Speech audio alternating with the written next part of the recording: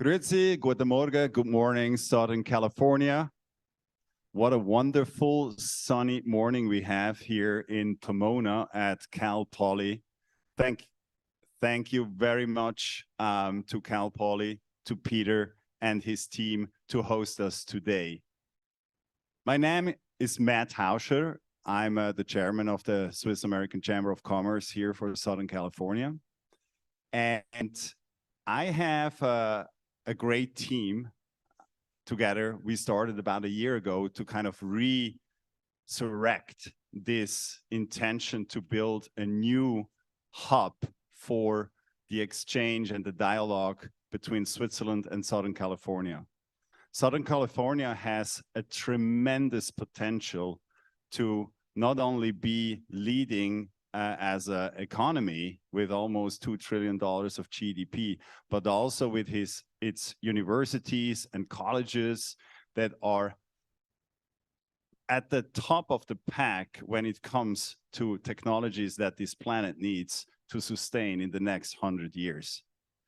That's why we as the Chamber of Commerce, we are focusing on those technologies intensively. Clean tech, food tech, agri-tech, everything what has some connotation to sustainability, either if it's from the ecologic point of view or from the social economic point of view. This is what we think is important, and where Southern California and Switzerland have a 1.0 correlation in intellectual property, in building up talents through world-leading universities, and having an innovation grade from their ventures, from startups, or also from established companies that really leading the pathway to do great in those areas. So that's why we're here today in this pop-up convention that we call Opportunity MeetUp. And today we are focusing on agri-tech and food tech, and I'm super delighted that we have an amazing panel and an amazing window of opportunity with two CEOs of leading companies in Switzerland and in Southern California that actually invent new technologies to make food tech or agri-tech one of the most interesting topics for investors, but also for coming graduates or for young professionals or even seasoned professionals to drive their career forwards too. So having said that, I really look forward to the discussions we're going to have. And thank you very much, Peter, again, for having us today.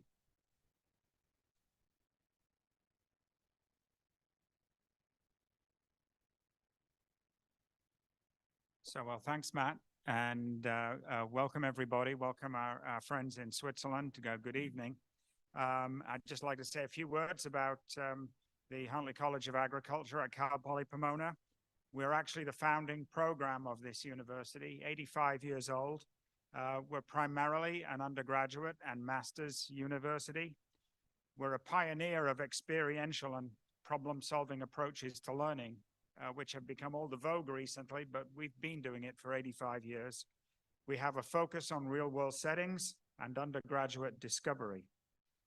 And here, our AGRIscapes Center is the hub of our special, unique vertical farming enterprise system that embraces agriculture, horticulture, and food retailing. And our students participate in this, what it's a real business, and they work as staff, as analysts, as consultants, and as managers. And our university consistently ranks top 5 in the nation for social mobility. And I went to a presentation once in the University of California where one of their senior academics said, well, the difference between the Cal State system and the UC system is that the UC creates thinkers and the CSU creates doers. Well, I told him I disagreed. We have thinkers and doers. That's what we specialize in. So again, welcome to the Huntley College of Agriculture at CalPoly Pomona. And I will hand over to Marcus.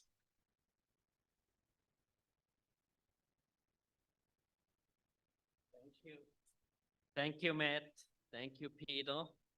I'm Marcus Bohi. I'm with the Swiss Chamber of Commerce, Swiss American Chamber of Commerce, and I'm responsible for the food and agri-tech domain.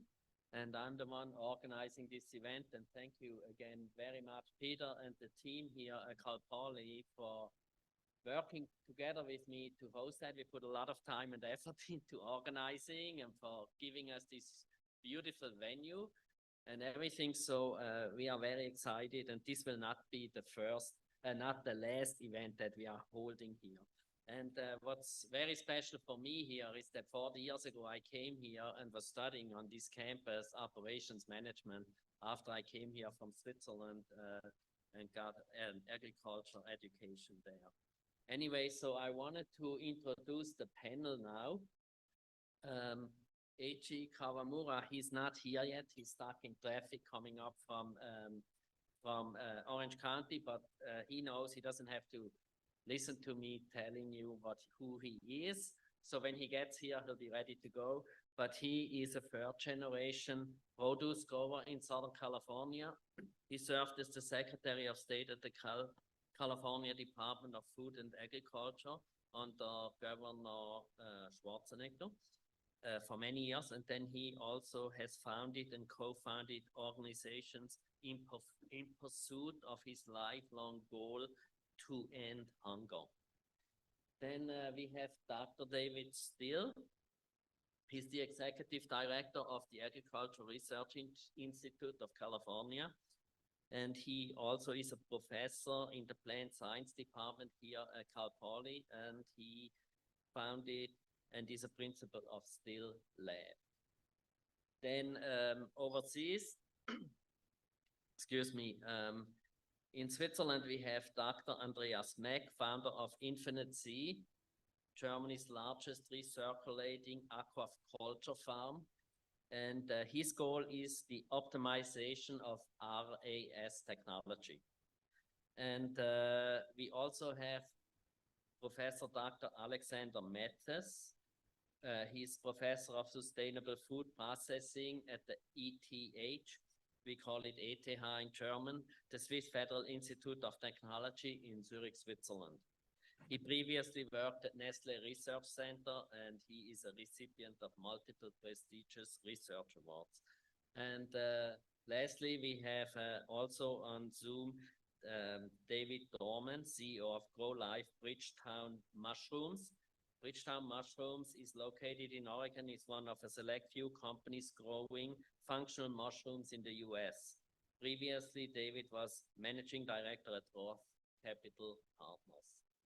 So I'm going to give the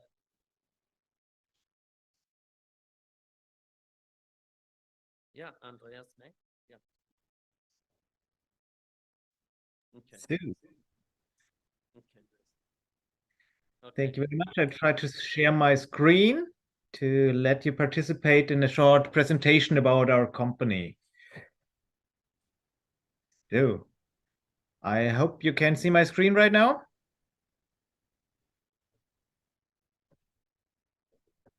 Yes.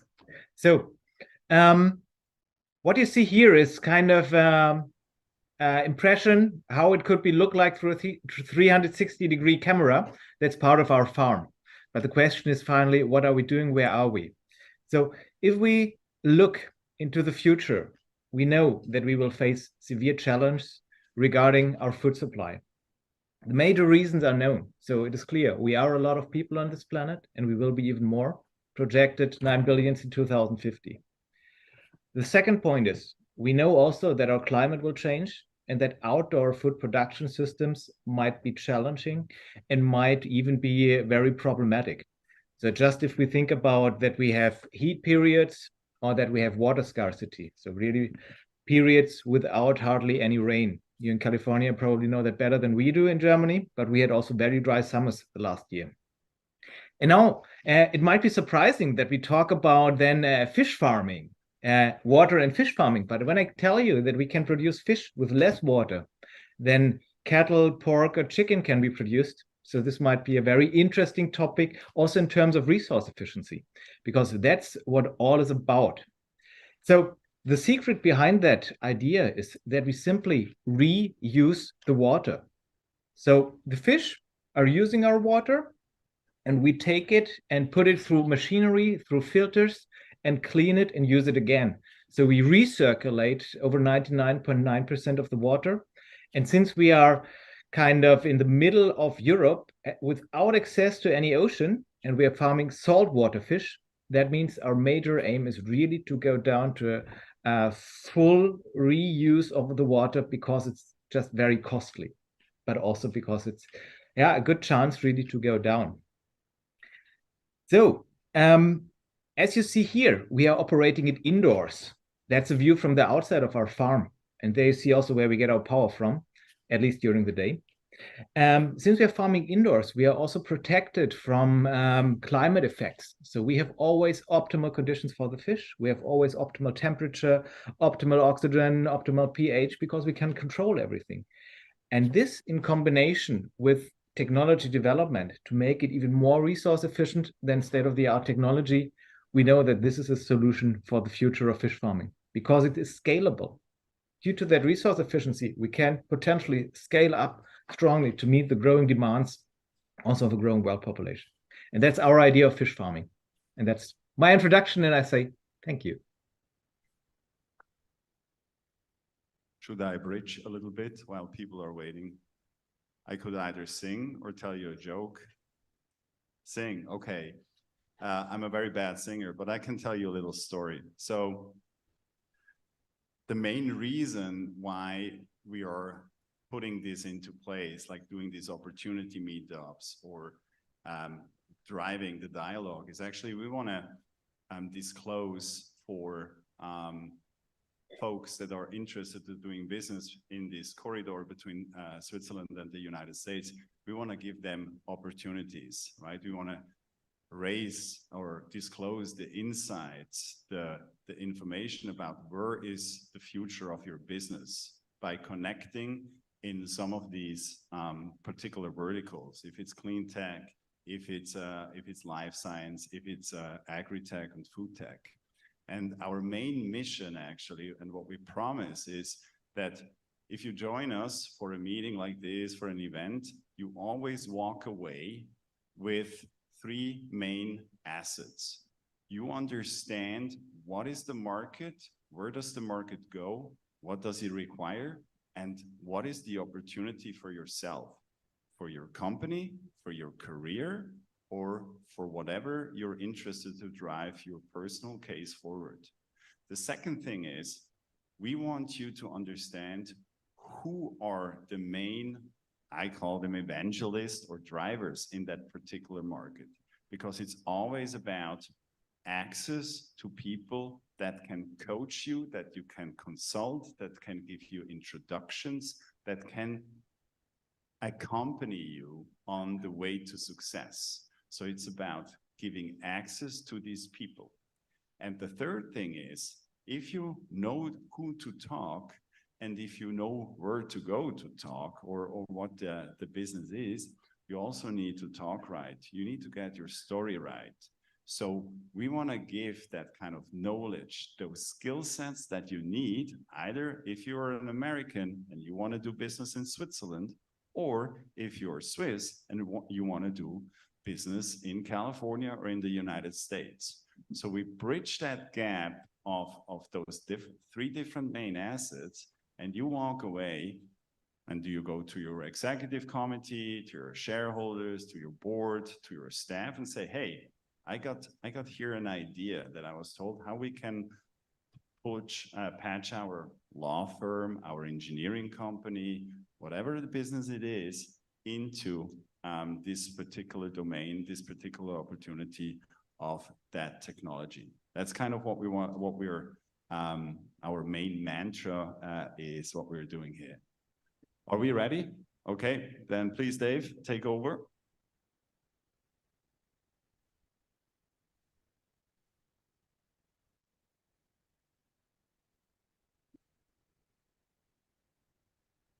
Okay, all right. Apparently, whatever is happening with my laptop, I wanted to be able to give a sort of brief overview, but I am just going to wing it. So Bridgetown Mushrooms is a company that I acquired earlier this year, actually last month, and to maybe follow along the theme of what Andreas was talking about, as we move forward, I really feel that we are going to be faced with challenges as the climate continues to change, especially as it relates to growing agriculture outdoors.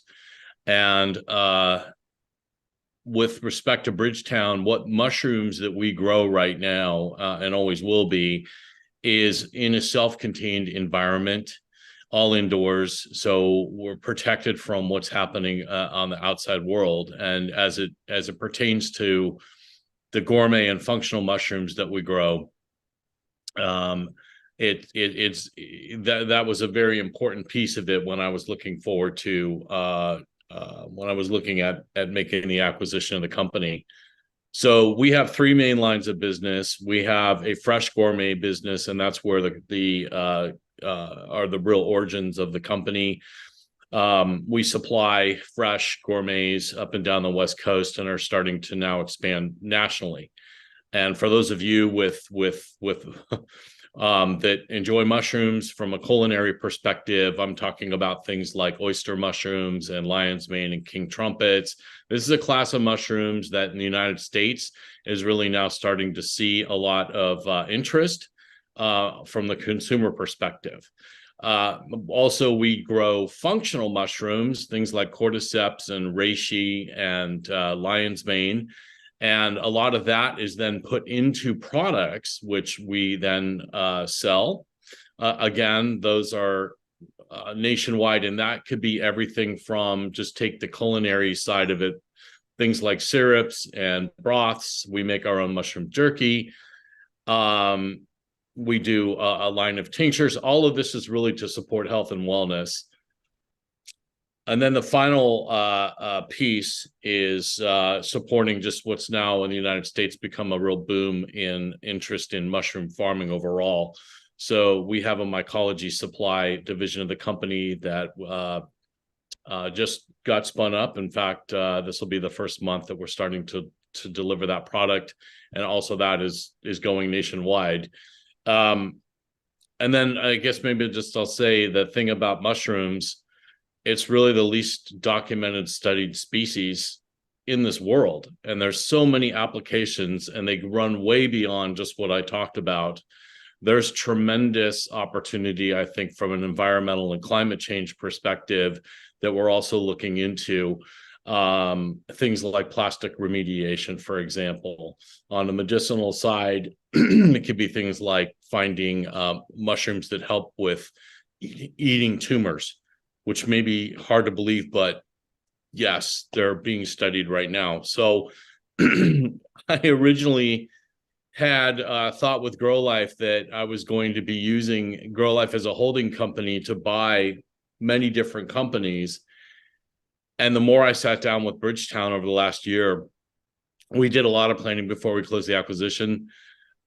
I've really now spun up divisions inside of that company because I just think the opportunity overall in mushrooms, which is over the next 5 years, is studied to be $100 billion business. And 2 years ago, when I really started looking at the sector, they were talking about maybe 40 billion worldwide going to 60. So those goalposts keep on moving. So anyway, that's what we do, and Okay, I'm glad to be here. Thank you. Yeah. Thanks a lot, Dave. So sorry to interrupt you. The time is against us. So I'm glad to say that AG Kawamura has been able to join us. And AG, can you give us a few minutes about OC Produce and your mission? Certainly. Apologies for the late arrival. It's Southern California. Traffic is always predictably bad, and I just apologize for not being more predictable and leaving on time to get here. I'm a third-generation farmer in Orange County. You can call me a farmer in an urban area. We hear about urban farmers, and we're both of that. I mean, we have for 35 years have a different model than most around California, most around the world even. We lease our ground for the last 35 years, and we find open pieces of property, whether it's here at a university, whether it's at a military base, whether it's under the power lines, whether it's land in the path of development. And we've been able to pull together arguably around 1,000 acres, 500 to 1,000 acres every single year for the last 35 years. And before that, we had some properties. But as you know, in different areas that are developing, where urbanization is taking place, the land values become so high, and the thought that we could buy properties, I wish we had bought more before I was born even, that would have been nice. But the fact is, the ability to lease property and turn it into productive ag land is all over the planet is available. It's a way to look at agriculture. We can call it edible landscaping. A lot of times I like to say that we're a company with a land management company with an edible landscape theme. That being said, we've been in the strawberry business, that has grown quite large. I'm a part of a larger grower shipper organization called GEMPAC that is probably one of the top, let's say it's one of the top 10 strawberry grower shipper companies in the country. And at the same time, in Orange County, our company, Orange County Produce, we grow green beans, interestingly, machine harvested. And we made that transition just recently with the enormous challenges of the cost of labor here in Southern California or in California. We shifted into a machine harvest away from a hand harvest. So in 2019, a good example, we were 250 employees. The next year, we're down to 50 employees. And we used an old mechanical technology for green bean harvesting for the fresh market that had existed for many years, but we had never wanted to use it because of the inefficiencies. We're still looking forward to maybe a more efficient robotic type of operation and other improvements in the technical side of harvest. But at this point, we're trying to just survive in a Southern California marketplace that's very tough. We know that in California, so many folks are picking up their tractors and going down into Mexico. That is a trend that continues to be the norm. They're not chasing better weather, better climate necessarily. They're just pursuing lower input costs, mostly labor, regulatory burden as well. And so as you look at the different kinds of ways that growers in our region, for example, will survive or are thriving, you see a trend towards, because of COVID, that disruption in the global food system, I think, gave us a chance to reassess what are we doing, why are we doing it, how are we doing it. And I think you'll, without argument, all around the world, you'll see that local growing production, agricultural tourism, in other words, where people can see where their food system is, you can see that they're thriving.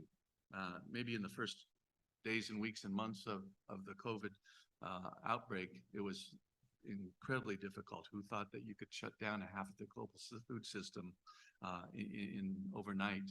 And yet, as people were able to turn and pivot, you saw some remarkable emergence of new alignment of how the populations, local or urban populations, would actually pursue a more secure food supply in their own backyard. And so the local grown, the smaller growers and shippers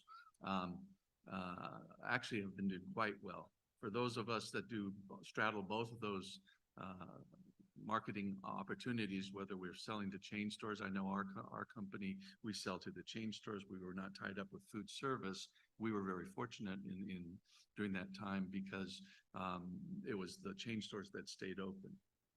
Food service was shut down. And these are the kinds of things that you can look at the global food system today.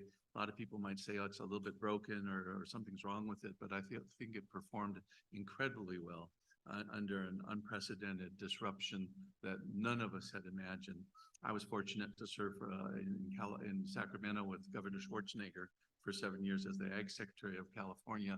We went through many exercises of what might happen in an avian influenza outbreak and how that might impact the global labor force. We never went through an exercise of shutting down the food system to the magnitude that it was shut down. And so as you take a step back and ask how viable is the global food system today, going back to this idea, is the glass half empty or is the glass half full? I like to observe that you can look at the global food system, and it depends on what picture you're pouring your information out. If you're pitching a lot of fear that the global system is collapsing, your glass is going to be half empty. If you're looking at a picture that's full of innovation, new technology, new ways of thinking, new ways of doing things, collaborative innovation, then you're pouring into a glass that's half full. And so my enthusiasm for the global food system is out of a glass half full, because we are obviously in kind of an agricultural renaissance, if you will, and there with an observation that successful agriculture really does sustain civilization. Thanks, AG. So, David, tell us something about the California Agricultural Research Institute and the still lab in your area. And so what we have in California, and again, this is my point of view, my observations for doing this for 20-something years, and it doesn't matter where we are in California or what commodity, what we're producing here, but basically what is driving everything are the regulations that we as growers or producers or innovators have to work with. We are worried with the environment, both protecting it and dealing with it, reflecting off of what's happening to us existentially, and then labor, as you heard AG talk about. And now the other thing that California really has going for us is we have really strong research underlying all of our agriculture and also our natural resources and our food system. So we really depend in California as being leaders of innovation, technology development, and a capable workforce. So all of those things have to be keyed together. And it starts here in either the training that we have on an academic campus, or it might even be in a trade school. So we're not saying you absolutely need a college degree, but you do need some sort of development of your workforce.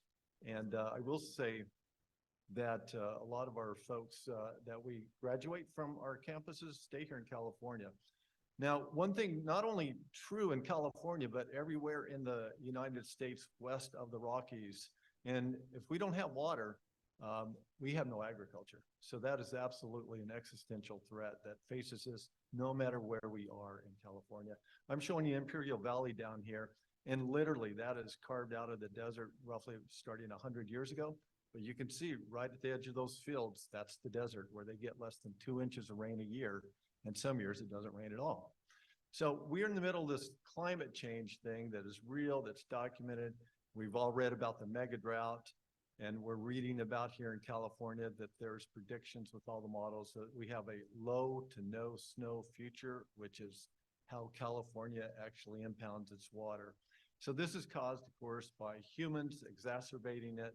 And this is a problem that we, as engineers and as people who are going to be successful over the next 20 years or 50 years, we have to take this head on and start re-engineering to adapt to this new reality that we have of unpredictableness. Our environmental regulations. So we know that in some parts of the state, they've already said you're going to cut how much fertilizers that you're going to put down by 75%.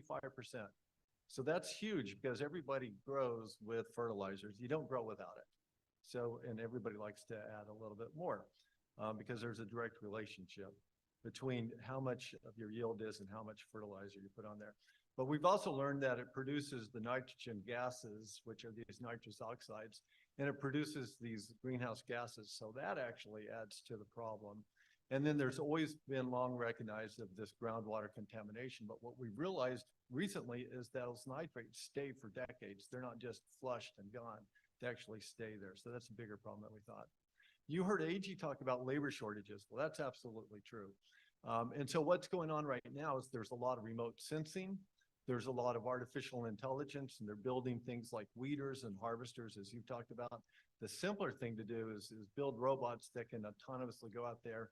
And in this case, they're using lasers. And you can see right here some spinach plants, the green ones, and then those have been zapped by lasers. They also have these fingers that will do it, and I've also seen that they'll spray with a little bit of Roundup of an herbicide. This absolutely is environmentally friendly.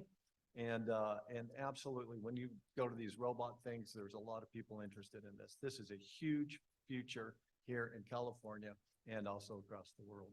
So I'm just going to jump in and show you a little bit about what we're doing here to show you how we're using technology.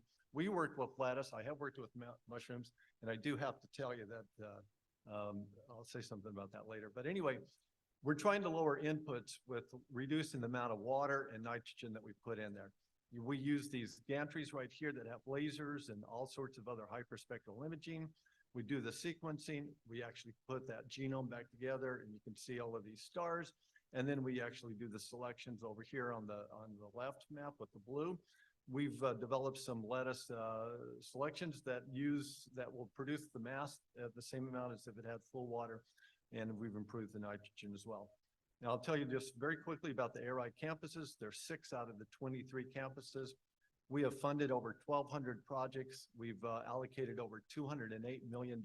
We work with industry. For every dollar that industry puts in, the CSU ARI matches with $1. So it's a great thing for industry. So we have a lot of resources. Each year we have about 150 projects across the state and about 120 faculty, all of them working with students who are workforce going out there. There's all sorts of problems that we have in agriculture. It doesn't fit in one little bucket, and we work with a lot of different disciplines to try to solve these problems, especially now, big data, artificial intelligence, and that remote sensing. A lot of engineering work going on here. And so that's it. Thank you for your attention. Great to be here. Thanks. So thanks, David. That was the most words in the shortest amount of time I've heard, I think. So let's move on to our panel discussion. So we have a series of topics I'm going to put to the panel. The first topic is, what do you see as being the key opportunities arising from the post-pandemic global economic and financial environment? And perhaps I could pitch that to Andreas. Okay, thank you. So we have faced the pandemic by that our major market was shut down completely. So we were selling yellowtail kingfish, which is a species for the restaurants and therefore and the hotels. And so they were closed completely. So we had from one day to the next no income anymore. And that was quite hard. But we figured out very soon that we can increase the direct sales. And after the shutdown was completed, we had sales better than ever before. So there was a huge demand for this fish. And so we don't have currently any limitations from the market. We have more the production side and growth related problems. However, we had huge issues regarding the supply chain. And I've seen that also with a lot of other farmers. So for us, we had to make a strategic decision, and that was that we grow our fish large and that we have our own hatchery and breeding and everything on site, because it was hard to get kind of fingerlings or eggs in. So we decided to do that strategic step, and that is also valid for a lot of other farms. So we see that this is a trend not only in aquaculture to go more regional and have more regional closed cycles. And this can also help for the future, especially when we think about that we cannot count 100% always on shipping goods from one end to the world to the other. Sometimes there will be a limitation, it takes longer, and even with food, it might be too late, for example, selling fresh fish. Therefore, we have that very strongly in Germany, that stronger focus on the regional side. Thanks, Andreas. And Dave, let me pitch that one to you.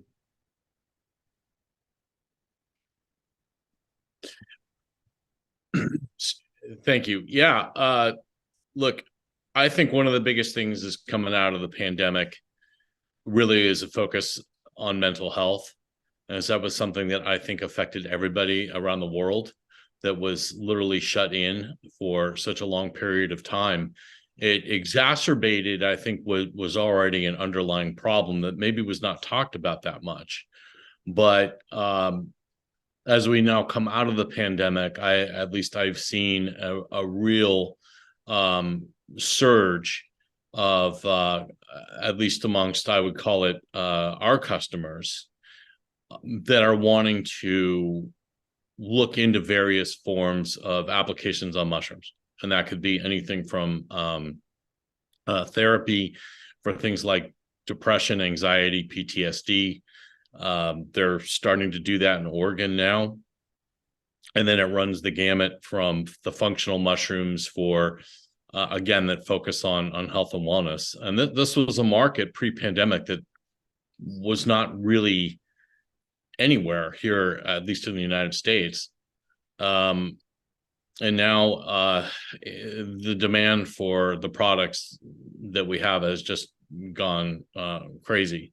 The other thing I'd say is we talked a lot about supply chain, and that does become problematic, especially when many companies that have jumped into our space, for example, are sourcing from overseas. And if there becomes a disruption in the supply chain and they can't get product, as you guys know, it's happened across literally every industry. And that played a big decision when I was initially looking at how I was going to play the mushroom industry. The thing I liked about Bridgetown was the fact that we grow and we control our own supply. And that is, I never wanted to be in a situation where I was beholden to somebody because I was waiting for product that was stuck on a shipping container outside of San Diego. So for me, it's supply chain and mental and focus on mental health. Thanks, Dave.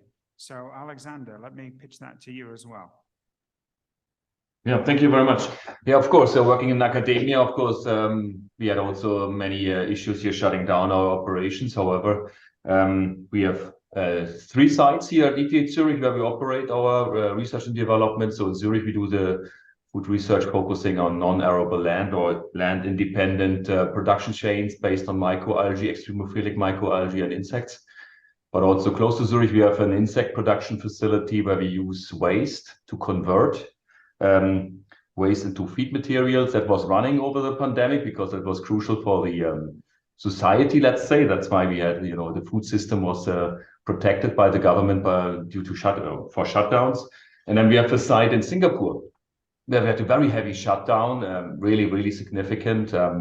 But there now we are full in operation again, bringing our solutions together with our industry partners, which were not shut down, and putting that into the market, for example, emerging food process technologies to push single cell technology. So mixed feelings, but also new opportunities. I agree absolutely. Singapore opened because of COVID, for example, the 30 by 30 strategy, investing millions of dollars into tripling their food production. The majority of people are living in urban environment, 55%, and in 2050 it will be 68%. So we need to rethink our food production and urban environment, and food production can be together. And maybe Singapore is a nice place to test that out because they have so much constraints in self-supply. So there were a lot of learnings. But we can learn out of challenges. I strongly believe in that, and that was also maybe a positive experience beside many negative ones. Okay, thanks, Alexander. So, well, we have to move on. So let's take the second topic. What do you see as being the key imperatives arising from policy and legislative changes impacting the food and agricultural systems? AG, I'll pitch that to you since you've been on both sides of that equation.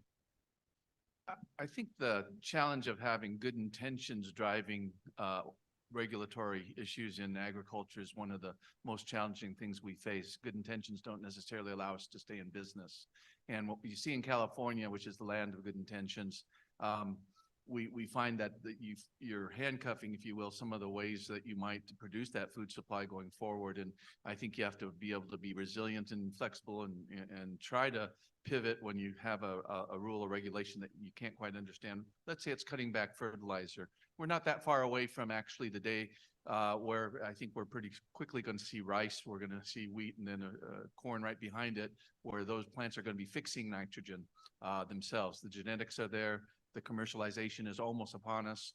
And that's pretty exciting stuff. In fact, that's very groundbreaking. So if you're patient with this food system that we have, my observation continues to be let the farmers, let the stewards of the land, the farmers, the ranchers, the foresters, let them drive the solution set that helps us move forward in this early part of this new century, because the toolbox is getting more and more dynamic all the time. The tools we get to work with to deal with some of these enormous challenges is coming along quite well. I'll agree with the previous speakers. There were a lot of trends that were on the move prior to the COVID. We know how vulnerable the food system is and the supply chain is. We know that food as medicine is a movement towards understanding the nutrition values of nutrient-dense foods. We know that how we look at feeding people is not food insecurity anymore. It might be defined as nutrition insecurity and nutrition deficiencies. And if you're looking for helping the populations thrive, it's to give them a better diet. All of these come together in a way of looking at the food systems as part of the solution set, not part of the problem. And I think that's where we're going to be with a regulatory system and the way any country, whether it's the European Union and their CAP, the Common Agricultural Policy, or the United States, the Farm Bill, you're going to see basically what amounts to a 21st century Farm Bill, a 21st century policy for agriculture. And I think that couldn't come quick enough. Okay, well, thanks for mentioning the Common Agricultural Policy. That's a nice segue to go back to Andreas. Perhaps you can give us your perspective on imperatives from legislation and policy changes. Yeah, we have seen that, especially in the last year when we look a little bit internationally. So we know conventional aquaculture, which typically is done, for example, by having net cages at sea. That's famous examples from Norway or from Chile. And we see the negative effects on the environment. And now already some governments have decided they will not allow net cage farming, some states in the US as well. So because we know this is not really the future, how we can continue. And also in Norway has been massive change simply by, on the one hand side, introducing some taxes on these net cage aquaculture, while land-based projects which recirculate their water, like we're doing that, are accepted from that. So they do not have that. And we see now that this is currently regarded from the entire industry as a threat, so that all these regulations are coming down and they are limiting production, and it's just unpredictably, and therefore a lot of investments have stopped, and now they are rethinking how to direct these investments. And this will be hopefully a very great opportunity within the next year. So because now it is more and more clear in which direction it goes. The governments divert this all to a more sustainable way of farming, a more clean tech, and also a way how we can still farm in the next years and next decades. And therefore, I think it's a good drive on the one hand side, but it's also a little bit dangerous when we're thinking about where the investments will go. If they are completely stopped because they think aquaculture is not the way, or if they will be directed into the right ways for future farming. Okay, thanks, Andreas. So, Alexander, perhaps you could give us a perspective on the food processing industry and impacts of policy changes and legislation on food processing. Yeah, well, it's a quite important field, very different field worldwide, and so we deliver data and solutions, and we try to convince policymakers to take that up.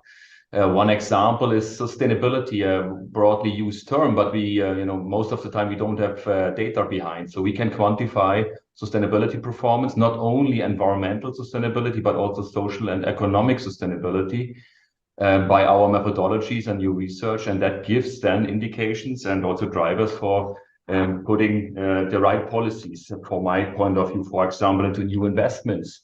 Of course, environmental sustainability, quite often we talk about climate change, CO2, but yeah, there might be drawbacks. There is always a con for a solution. And we discussed nutrition and health. That's part of social sustainability. Food has a function in our body, and we can quantify that with nutritional data. We talk about bioaccessibility, bioactivity, bioavailability. We have to team up with nutritionists, medical doctors, to really see maybe it's worth to invest a bit more environmental resources in a more nutritious, more healthy food.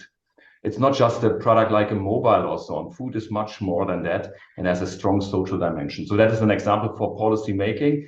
Another example is Singapore. In Singapore, we have the first lab meat-based product on the market, our extremophilic microalgae. We have a much faster entrance into the market there. can really test also whether consumers are open for that.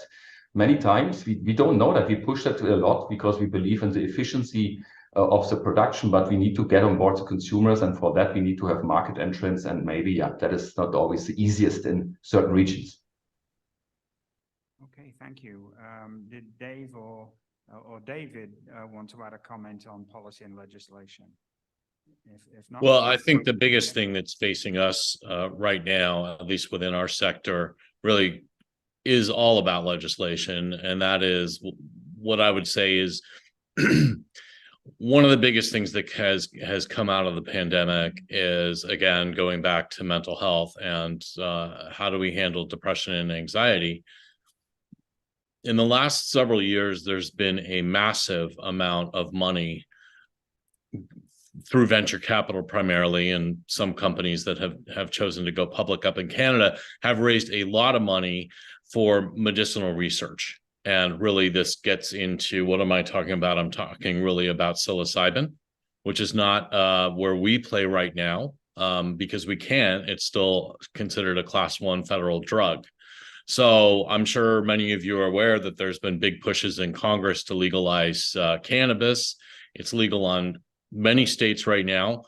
Well, mushrooms falls into the same category, at least with the with regards to this. I would say that that's probably the biggest thing that we have in front of us, as far as the straight down the middle gourmets and functionals that comprise my business. We've been very fortunate that we don't have legislative issues in front of us, or any challenges, quite frankly. But to go from $100 million business to a multi-billion-dollar business, we have to figure out what we're doing with psilocybin, because if and when that does get legalized, I think you will see a massive movement around microdosing, which is already happening. It's probably the biggest thing happening that nobody's really talking about. But yeah, as we move forward, that is probably going to be the biggest sector that we have, and it's literally all around mental health. Okay, thanks, Dave. So just like to say to the audience in Switzerland, if you have questions, please write them into the chat, and we'll get to questions shortly. So the next topic I'd like to pitch to the panelists is, we've talked about it already some. What do you see as being the key imperatives arising from climate change? David, let me send that back to you. You said something already. Well, yeah, the climate change is probably the most existential thing facing us, because it's clearly out of our hands, other than reducing the carbon output and getting the carbon budget in balance. And that's a long time. That's a slow-moving ship. But the way that we're going to do it in California, I have to say, is a very forward-thinking state and very aggressive about addressing this and not shirking the issue. So it's going to come from regulations. It's going to come from how you look at your biggest threat. And here in California, it is going to be water and the water availability. But then secondly, it's how you adapt your crops and your production systems to meet that challenge. We have biological limits, and you can push those biological limits through breeding, which we kind of showed you a little bit. But beyond that, there's our efficiencies and things that you can do with engineering, with gene editing and systems biology, where you start putting together things that are better adept at it, because there's, in that whole world of nature, you can slice things back together. It only turns out to be maybe a nucleotide change to make a new protein, but those come under different sort of regulations that here in the United States, we say that's fine. Genome editing, that's fine. Putting a crop out there that's better adapt to actually fix the nitrogen, it's not going to happen through breeding. Systems biology, improving your photosynthesis, that's not going to happen through breeding. This is all through genome editing. So here in the United States, we'll say that's great. But if you have an export product, the European Union may say, no, we don't want that. So you have to think about the product you're going to make and who you're going to sell it to. And also, I'm going to say this, not only with our food products in terms of nutrition, but also as a medicine, these should be based in science and evidence and not in marketing. You know, the developments you have mentioned, other particular companies or organizations that you see as being out front on these issues? Yeah, absolutely. For example, the AAAS and some of the professional societies are out in front of it. The food groups aren't necessarily in front of it. In fact, they have these GMO free labels, so you know they're not going to be pushing the edge, even though that's not based in science. It's based in marketing and belief. So it's going to be the science societies and the scientists who have done a very poor job over the last 20 years of getting in front of the message and getting the policies and the regulations and the public on board and informed about what is real. So you could have all the regulations you want, but if you don't have public acceptance of it, then that's going to be a problem. So it really comes to teaching our scientists, and it starts with their students, how to clearly communicate what they're doing and the benefit to society. Thanks, David. AG. Yeah. When you look at the COP27 just this last December in Egypt, this was the first time in all these 28 different COPs, 27 different COPs, where there was an agriculture day. Well, why is that? It was because people finally recognized that unpredictable weather means unpredictable harvest. And for all these years, there has not been a discussion about how does climate change impact the global food system? And there's been people talking, but not at the climate conference itself. And the fact that they designated a day for agriculture was very significant. I think you're going to find that it's going to continue to be a part of the climate discussion, because ultimately we have to start looking at the different solution sets that are there. We were fortunate, we have a group called Solutions from the Land, and we were able to take farmer envoys with us to be able to show up and talk about the challenges that the different farmers from around the country in the United States and in Europe are facing. There were, I think, 14 different ag ministers there at COP27 out of Central America and South America as well. And you started to see that this idea that in a regime of changing climate patterns, we better be prepared to see who's dealing with it the best, exchange the information from around the planet, and start to look at the options we have. I'll be the first to say, whether you're growing food under the ocean, on deserts, in climates that you never thought possible for the general populations, all of that's possible. All of that has availability and has possibilities, if not potentiality, if not actual production systems already in place. And so this idea that we can't produce enough food on the planet, that's not a matter of where we are. We have capacity to feed 8 billion people plus.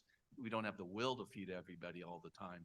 That's a different problem for us. So climate change is just helping us maybe get our act together here in this 21st century and embrace the will to actually get something done finally in this realm of providing nutrient-dense foods as medicine or for psychological needs. Put that in the forefront so that the people can thrive. Thanks, AG. So we'll move on to the next topic. What do you see as being the key opportunities arising from emerging technologies, whether they're biotechnologies, information technologies, or machine technologies? What do you see as being the key opportunities? So let me send that out to Andreas. That's great that we have now this technology, because this technology can do what we are seeing now here as a threat. My colleagues here have already told us that we need to adapt to a changing environment, that we need to calculate that it will change dramatically, and we need to protect our production. And doing that is, I think, only possible by the use of technology. So what we are doing is kind of, okay, we are taking the fish out of the ocean and put them in tanks.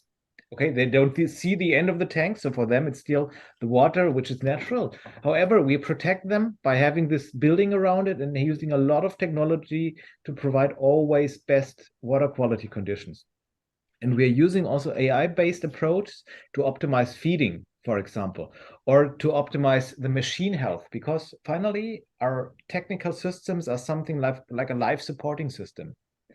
It's like in a hospital, if this life supporting system fails, the patient will die, maybe. And therefore it's like with our fission. Therefore, we are using a lot of technology to monitor that everything works, that the filters work, that the pumps work and so on, and to be informed early enough. So this technology is really the key for being able to produce in the future. And that's why it's so great that we already have that, what we have, but I'm looking forward for the next years also what is developed. And we are also looking always for partners to further develop this technology, because that will bring us forward. Thanks, Andreas. Alexander. Yeah, thank you. So I think in general, what is the most important thing is that we understand our system. And again, I want to come up with a three-dimensional sustainability assessment, which gives us a full understanding of our products and service performances. And that includes, for example, cost, direct and indirect cost. Everybody understands cost. With that, we can convince businesses, consumers, policymakers. And then also a lot of benchmark products might be more costly, but also the emerging products might be more competitive. When we talk about land-independent production systems, very often we are too costly in comparison to benchmarks, which lead to environmental damages. And that has to be paid by the taxpayer as well. So let's make a rethink of our business, and then we can also push for new technologies in a more efficient and effective way from my point of view. And here, for example, our sustainable food processing group at ETH Zurich is pushing in Zurich and Singapore for single cell technologies based on extremophilic microalgae. They grow at pH 1. You don't have any contaminations. You can reduce technology demand and can become cost efficient and cost competitive if the benchmark products are also getting the real price on the market. Thanks, Alexander. Dave. Sure. Look, for us, I would say probably the number one priority as it relates to applications for mushrooms and new technologies around it.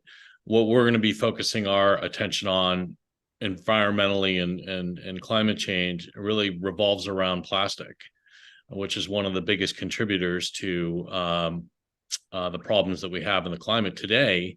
And what are we going to do about it?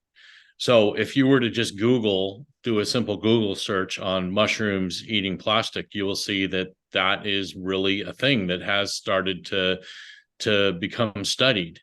What we're not at yet, and what we hope to get to, is to be able to take all of the research, the science that's being done in this area, and take that and combine it with what this has never really had before, which is the attention from the people that can actually write the checks and put the resources in to develop new technologies around it. And I've talked with a number of very, very large companies that are very concerned about this, and they want to be able to do this, but they didn't necessarily have the access to the people that really over the last 10 years have been focused on this, but it was always from an altruistic perspective. But now when you sit down and you talk with the companies, I spoke with one, for example, that has a $20 billion plastics division.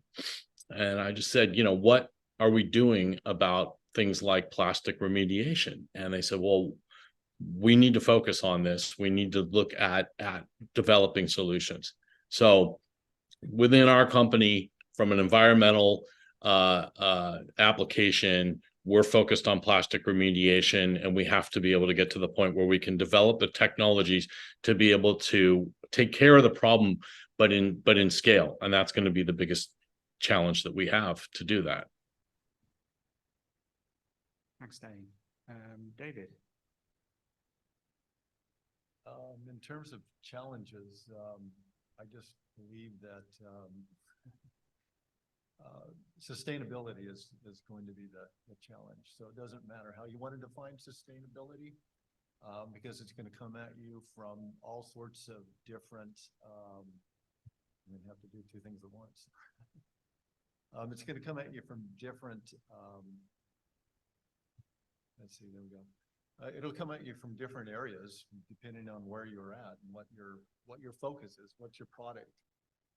Definitely environmental regulations, dealing with the environment, the changing climate that we have is going to be absolutely a problem. But that's going to change your economics. So you're going to have to balance, if you're a producer, that long-term economic sustainability with the reality that you have to lower your impact of whatever it is that you're producing, and maybe even look even a little further than if it goes off of your farm or outside of your factory, what happens to those products, just as Dave was saying. So I think that it's going to be looking both inward and then also outward and over the long periods of time. So something that maybe we haven't had to do before because it's been a little bit easier, but it's not going to get any easier going forward. And I think it's going to be forward-thinking people who are ready to innovate. Okay, how about you, AG? I think for those of us, I was born in 1956, so I'm older than the average age of the average farmer in America. The global age of farmers varies from country to country, but for so many years, we would get our information and how we would farm or how we could farm would come from the university extension services. And what I think has happened for quite a few years, extension kind of diminished or kind of stayed in the wrong century. And I think what we're needing right now is for across the world, all the different in our countries, the land grant systems and the state systems. But we have tremendous capacity to take the new knowledge that's out there and get it into play and make it in the hands of the farmers that need it the most. But that means extension. It's one thing to have the research being done, as someone mentioned a few minutes ago. It's another thing to make it practical and available. Good example, that robotic weed eater that David just showed on the screen.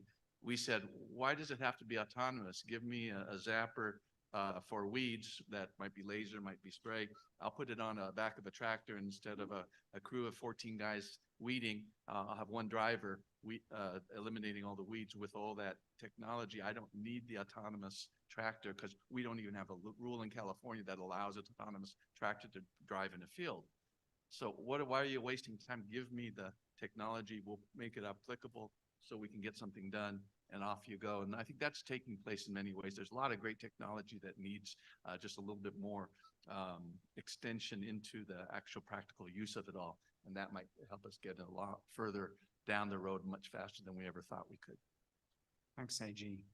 So we'll open it up to questions from our local audience and from our online audience. So has anybody got access to the chat? Can tell us what questions we're receiving.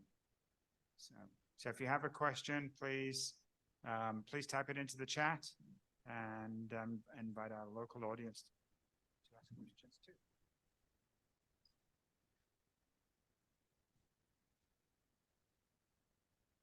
Thanks. So I have a question for Dr. Still.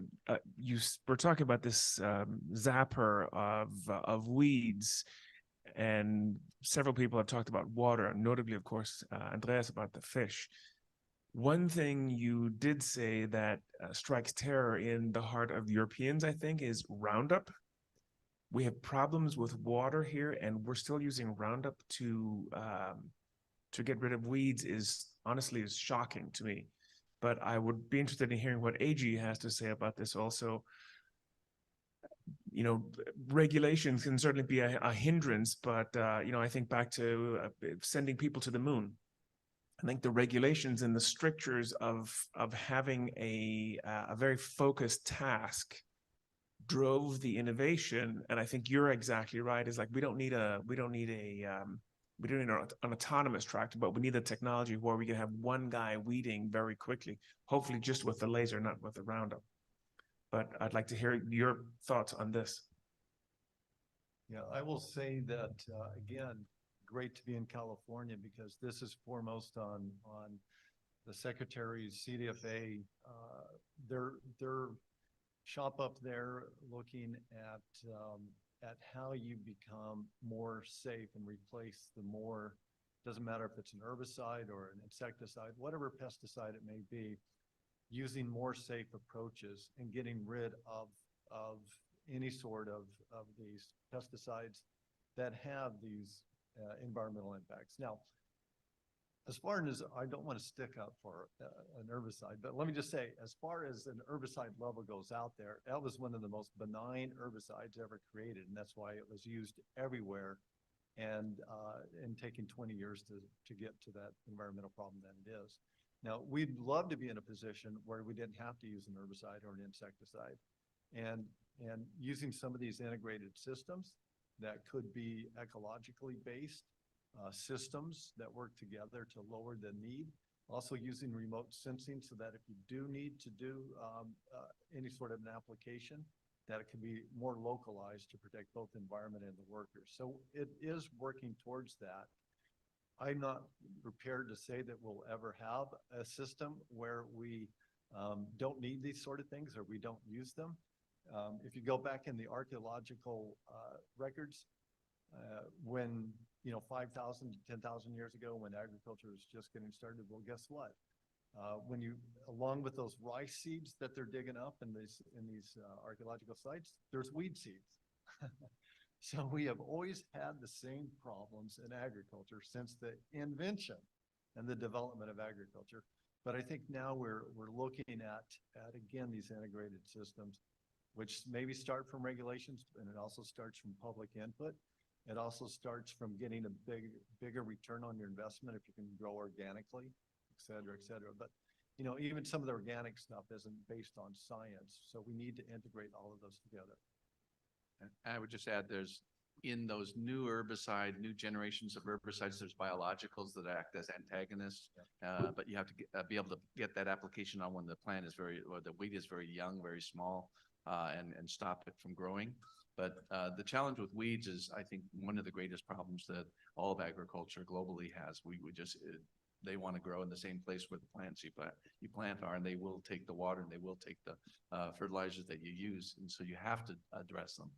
And sometimes it's simple to think that whether it's the inerts of the old Roundup formula, whether it's any new formulations, that's where we have to depend on science to give us the tools so that we can at least accomplish the tough part, either mechanically or biologically, of getting these weeds away from being the competition to our food system. That's the way I look at it. And let me just add that with weeds, it's an evolution problem.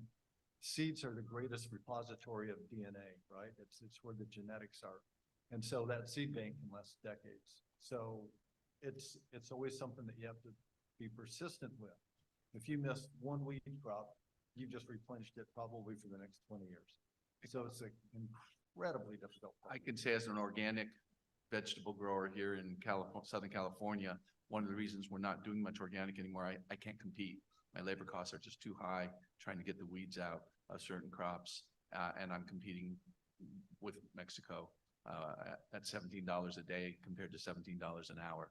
You do the math, and it just becomes tougher and tougher if the margin isn't there for what you're selling the product at. Yes. So I'm Richard from the ATSC.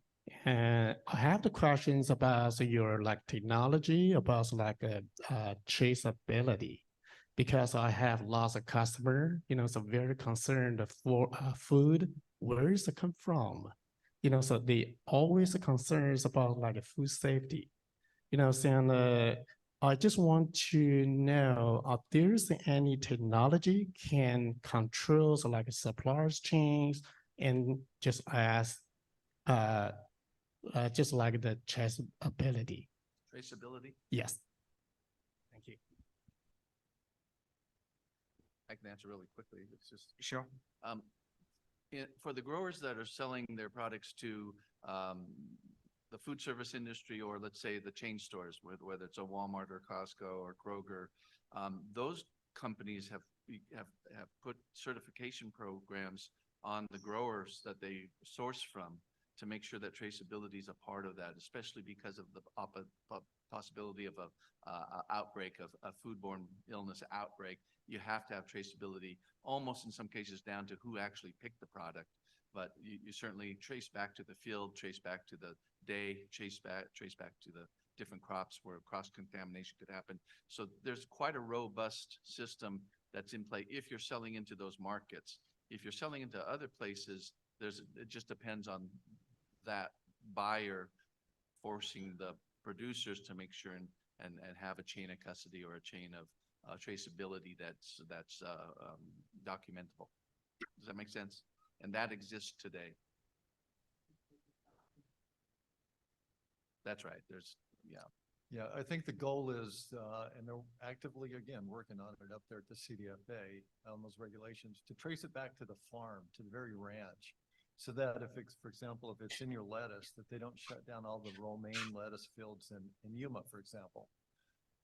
So that they can actually localize it and figure out where the problem came from and not impact the whole industry for 1 or 2 months, which has a huge impact on a lot of people who had nothing to do with it, and they don't have a contaminated product.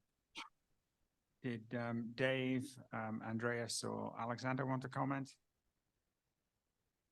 Well, I found it very interesting that on the subject of weeds, just that I was actually contacted about a month ago from the CEO of a company over in Germany that's developed a technology that has to do specifically with this problem, tackling weeds.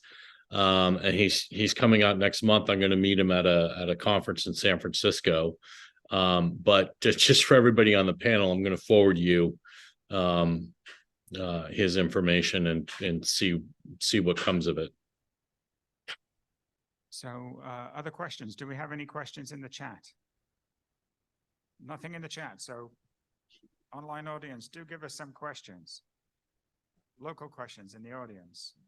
Yes. Thank you.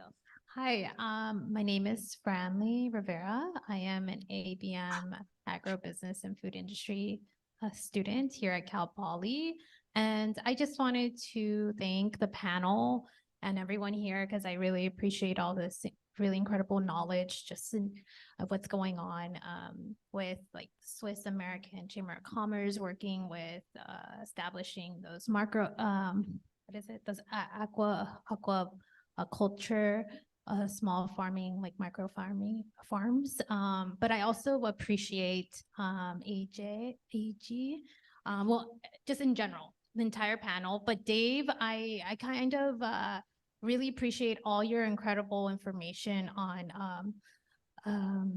I'm so sorry, I'm a little nervous on mushrooms and just like how innovative the future is in mushrooms and developing technology that could help with plastics, mushroom,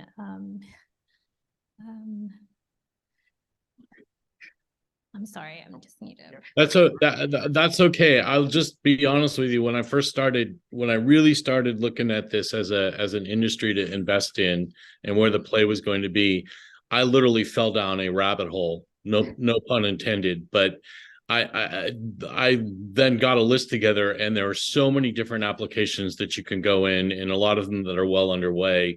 The one that I didn't really mention, but there's a company that we know quite well that had reached out to us earlier this year that wanted us to grow mushrooms for them as they're starting to get in, and this is the reishi mushroom. They're starting to get into phase 2 trials with a mushroom-based drug that went through phase 1 already with really the application around prostate cancer. And on the thesis that the mushroom can come in and start to eat the tumors. And that is just absolutely incredible to me that that we may be on the threshold of that kind of a breakthrough.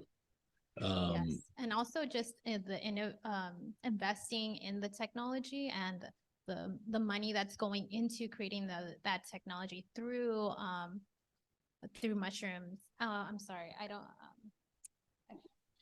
I'm trying to, what's the name for mushrooms of the other Sorry. Fungi? A fungi, metaculture? No, I'm sorry. No.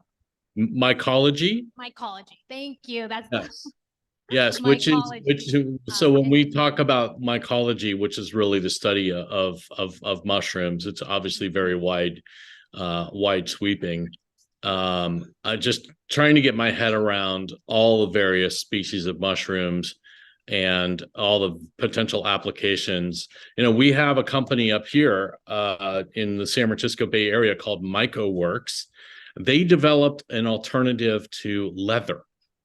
So they came to partner up with all the fashion houses that wanted to continue to sell purses and boots, and realizing that vegans were no longer wanting to buy Prada boots.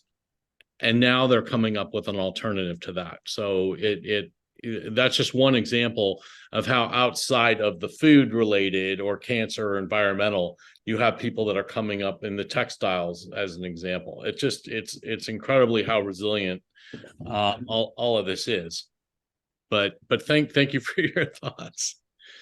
Mushrooms will eat textiles too. Can I add one thing? We have a little bit of experience a few years ago when we worked on a Ganoderma mushrooms, which is also the reishi, which is what Dave. Right. Or Lingzi, depending upon what country you're from. So it turns out that we did some work on small cell lung cancer with, there's like 26 species of those Ganodermas. Two of them worked, and the other 24 didn't. And when I say worked, is that it hit, we compared it against the etoposide, which is the chemotherapy drug. And we looked at the apoptotic, which is the programmed cell death. And we hit with those Ganoderma mushroom extracts several different genes in that pathway that the chemical, the etoposide, didn't. So what this ended up doing is it actually extended the effectiveness of the drug. And so now you could take these mushrooms along with the etoposide, and it actually has science-based improvement on a person's longevity and their susceptibility to small cell lung cancer, which is fatal. Yeah, there's some stuff behind this. So I'll tell you 100%. You're absolutely right. With our partner, it had to do not with lung but with prostate cancer. But it's basically the same thing. And the other part about it is when taken in conjunction with the chemotherapy, it actually lessened the side effects that people go through on chemo to just give them a much better quality of life while they're going through this, in addition to extending and potentially eradicating the tumors. It's just absolutely incredible.